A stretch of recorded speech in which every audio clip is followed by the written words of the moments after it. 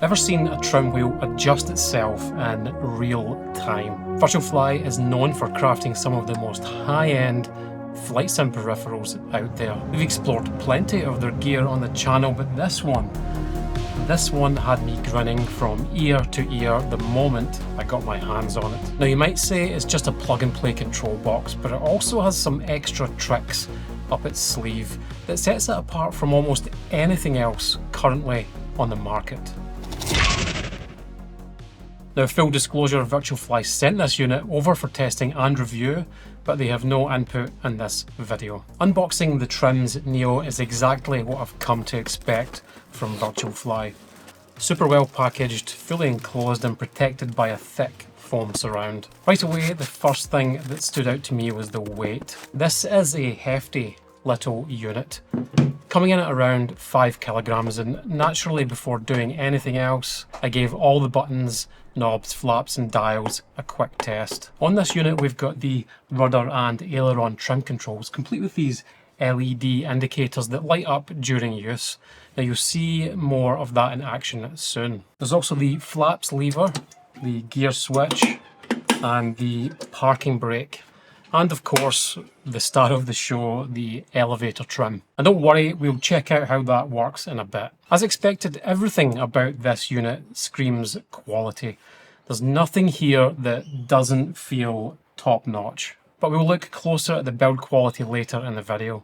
Now you might be looking at this thing and thinking, what's up with that big trim wheel sticking out on the top left? Well, that's because it's designed primarily to pair with the new TQ Neo, which I reviewed late last year. There's a link in the description to that video. You can see here how it all fits together, and throughout this review you'll see the Trims Neo snapped into place alongside the TQ Neo, just for demonstration purposes. The Trims Neo is also compatible with the older units, like the TQ3, TQ6 and the Verneo, but I'll be honest, the design doesn't quite match up as seamlessly with those older models as it does with the TQ Neo. I'll throw up a few images here so you can see exactly what I mean. If the mismatched look with the older products doesn't bother you, then they work together perfectly. But for me, it's a bit of a, let's call it an aesthetic deal breaker. Let me know in the comments if this is something that would bother you. Let's dive into the features, and we're kicking things off with the one I know everyone is dying to hear about, the motorized trim wheel. This is the feature that had me grinning from ear to ear. Now, as you'd expect, the trim wheel works just like a regular trim wheel.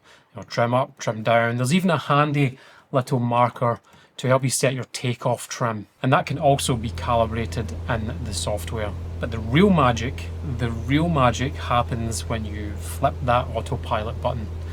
The motorized trim wheel springs into life, and you can actually see it working hard to keep the plane stabilized and level. It's fascinating to watch just how much adjustment is happening in real time. I'd love to hear from any real world pilots, especially GA pilots. Does this look familiar to you? Is this how a trim wheel on autopilot typically looks and operates while working? Let me know in the comments. When it comes to the practical benefits of a motorized trim wheel, beyond the cool factor of watching it spring into life and visually seeing it in action, there's not much functional advantage, but let's be honest, it's still super cool, and for me that has to count for something. Moving past the motorization, the feel of the trim wheel itself is absolutely spot on. It's tight, smooth and incredibly responsive and satisfying to use. In the sim, it reacts beautifully. It's easily one of the best trim wheels, if not the best trim wheel I've ever used. And this trim wheel is actually digital, but it feels like you're using an analog trim. It's really that good. The design, size and feel of this trim wheel also hits the mark perfectly. And because trimming is something I use every single time I hop into the sim, having a trim wheel that feels this good is kind of a big deal. And for the parking brake, it's a simple push in, push out mechanism to engage or disengage the brake. When it's on, a little red light pops up to let you know it's active. There's nothing groundbreaking here, but it is a convenient addition to the panel and has a high quality feel, and having it right there within easy reach just makes things feel quite intuitive. From the parking brake we move on to the gear lever. Now with this you need to pull out and then up or down to send the gear into transition. During the transition, you'll see 3 red lights to let you know the gear is unsafe. The gear lever is very well built, feels strong, and stands well with the other parts on this panel. Next, we have the flaps lever. It's a simple push switch that moves up and down. Pretty straightforward. What's neat is that the number of flap LED stages adjusts automatically based on the plane you've loaded into the sim, and it's all seamlessly managed through the software. And that takes me on to the rudder and the aileron trim controls. You've got knobs for aileron trim and a horizontal wheel for the rudder, both equipped with electronic gauges to show you exactly where your trim is set. They work great overall, but I did notice the aileron trim felt a little bit oversensitive. It was tricky to dial in just the right amount. I gave this feedback to Virtual Fly and they've already told me they're working on adding a sensitivity adjustment option into the software in a future update. In fact, depending on when you're watching this, that update might already be available. So that covers the feature set. It's time for the installation and the setup. As far as installing the unit, you have a bracket that can be fixed to a desk or a cockpit, just like you see it here. Once I had the clamp screwed in to the bottom of the unit, I realised that I had to beef up the mounting surface on the cockpit as the clamp just wouldn't clamp down onto it. I just did this with a bit of 40/40 extrusion that I had lying around, but a bit of scrap wood would even do the trick. One thing to know here is that this cannot be mounted from the back, as there are no mounting holes in the back, so it's best suited for a desk setup. Overall, the mounting clamp and the way it works is pretty solid. To tie everything together, the sim runs through Virtual Fly's VF Hub, which in Trim's Neo's case is a little bit more in-depth compared to their other gear, but it's still very much user-friendly. With VF Hub, you can calibrate the trim wheel easily, and as I mentioned earlier in the video, there's an upcoming update that will add sensitivity adjustment for the rudder and aileron trim. There is one important note about using the software, and it's about the startup procedure. You need to launch the sim first, get the plane on the runway, and then boot up VF Hub. If you don't follow this sequence, things can occasionally act up or not work quite as expected. I do find this a little bit frustrating, but I soon got used to it. For those who enjoy free flight, this really isn't a big deal at all, but if you're into challenges like landings or other time-sensitive scenarios, it can be a bit frustrating having to hit active pause while waiting for VF Hub to sync up, which in truth takes anything between 5 to 15 seconds on the system I'm working with anyway. The Trim's Neo is almost entirely made from metal, apart from the trim wheels and the dials, which seem to be injection molded plastic. It's got that heavy industrial feel to it. It feels like it's built to take an absolute beating. Up close, the finish is clean and precise. Everything feels tight, with no rattling or loose parts inside. The connection between the throttle and the trims unit is rock solid, giving you that reassuring built like a tank vibe. Honestly, there's nothing to complain here, and there shouldn't be, as at this price point, you expect top tier build quality, and you should not be settling for anything less. We'll talk about the pricing after a little demo of how it works, as I'm sure that's going to be a little bit of a talking point. So we're on the ground at the moment, and you can see on the rear camera there that this is 2 units, as I explained before. You've got the TQ Neo, which sits on top, and then the Trims Neo, which sits on bottom with the trim wheel. So we're just going to take the plane up, have a quick fly around, and I'll show you some of these things in action. So first thing we do, take off flaps, take off trim, make sure the gear is actually down, and the parking brake.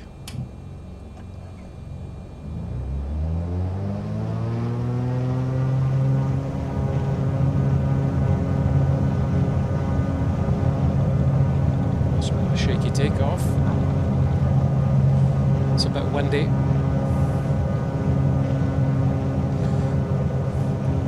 Gear up.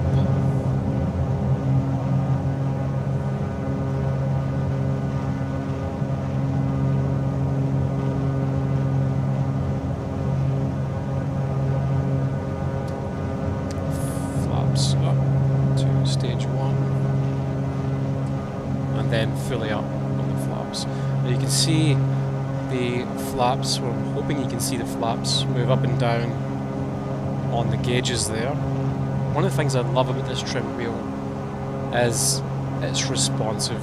Absolutely butter smooth.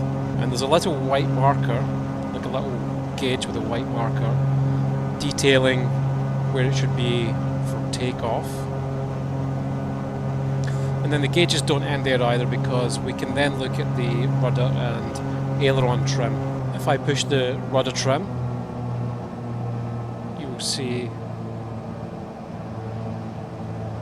what happens to the plane there. And you can see that gauge just telling you how far or how much trim you have dialed in. And the exact same with the aileron trim. Now, I'm not sure if I've mentioned it in the video or if I'm going to mention it in the video, but right now I think that aileron trim is too sensitive.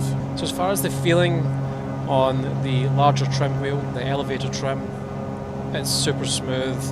The flap switches, again, super high quality. Same goes for the gear up, gear down, and the park and brake.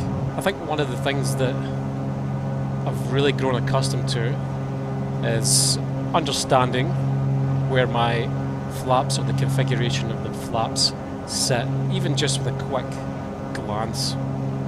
Not so much the rudder trim and the aileron trim, but certainly the flaps make a huge difference, and the elevator trim. And there's something else, I'm not sure if I'm going to talk about it in the other parts of the video, because I don't do much VR. I actually think this unit, even coupled with the TQ Neo, is absolutely perfect for VR users. And the controls, you know, it's a nice spacious setup, and every single one of the controls is a completely different shape. That goes with the throttle handles as well. You know, everything's completely different on it, with a nice amount of separation. So I feel like there would be a lot less fumbling around, in VR.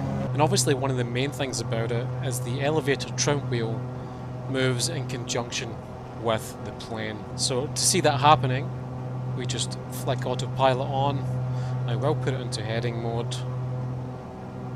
And you can see straight away on this camera here on the right, the trim wheel is now doing its thing. Almost feels a little bit magical when you see it happening, and it never ever gets old. We can flick autopilot back off and you'll see it immediately just stops, and we are back to manual trim. A pretty amazing piece of kit all round. So the pricing, as you might expect from Virtual Fly, this product is on the premium end of pricing. At €1,495, it's definitely a considered purchase, one that takes some thought and planning. I think there are 3 key things that need to align to make this worthwhile. First, you need to make sure that you'll actually use all the features, like every single one. The trim dials, park brakes, flaps, gear, but most of all, making use of the indicators. If trimming plays a big role in how you use the simulator, and you'll use all the other features, that's a solid first tick in the box. Secondly, you've got to value top tier build quality. And you know, everybody loves good build quality, but you need to be very honest with yourself how far you're willing to take that. If you're the kind of person who deeply appreciates craftsmanship, durability, then this unit absolutely delivers that. And that's the second box ticked. Finally, let's be honest, your budget needs to accommodate this kind of investment. If all three of these factors align, then this product makes sense as part of a more elaborate flight sim setup. You just need to be able to reach deep into your pockets. So the pros and cons, and we'll start with the pros first. Now I've said it before on other Virtual Fly products, but it rings true here again. Bulletproof build quality. It's plug and play with the VF Hub software. Convenience in terms of information displayed, giving you a good view of your current configuration of the aircraft. The feel of the trim wheels and dials, they're superb. It's fairly compact in size, and that means that it does well on a desk as well as on a full cockpit. Now for the cons, which I'm going to call trade-offs instead. The first trade-off is it's only really suitable for GA style planes. Now that in a roundabout way makes it better for the GA experience, but it is a limiting factor. And that's very much the same with other Virtual Fly products. The aileron trim I find a bit overly sensitive, but there's an update coming to address that. And it's best suited design-wise with the TQ Neo, which is another high-ticket item. And the big one, the price. The price is going to keep it out of reach for most flight simmers. Looking back at the months I've been using and testing the TQ trims, it's arguably one of the best pieces of equipment on the simulator.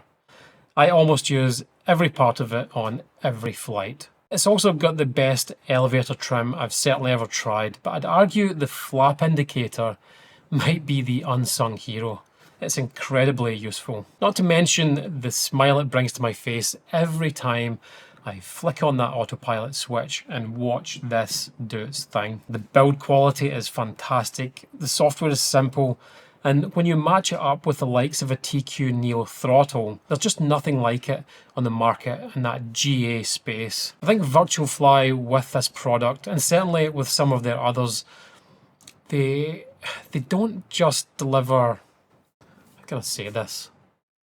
They don't just deliver a product, they deliver the experience. And it's clear their time delivering commercial simulators is rubbing off on their consumer products. But again, with that comes the trade-off, and that is the price. Products like this will last a lifetime though. Just don't get sucked in with the allure of owning something like this, and know that the value is only really there if you'll use every single feature, and that you're in this simulation game for the long haul. If both of those things align, then this kind of makes sense.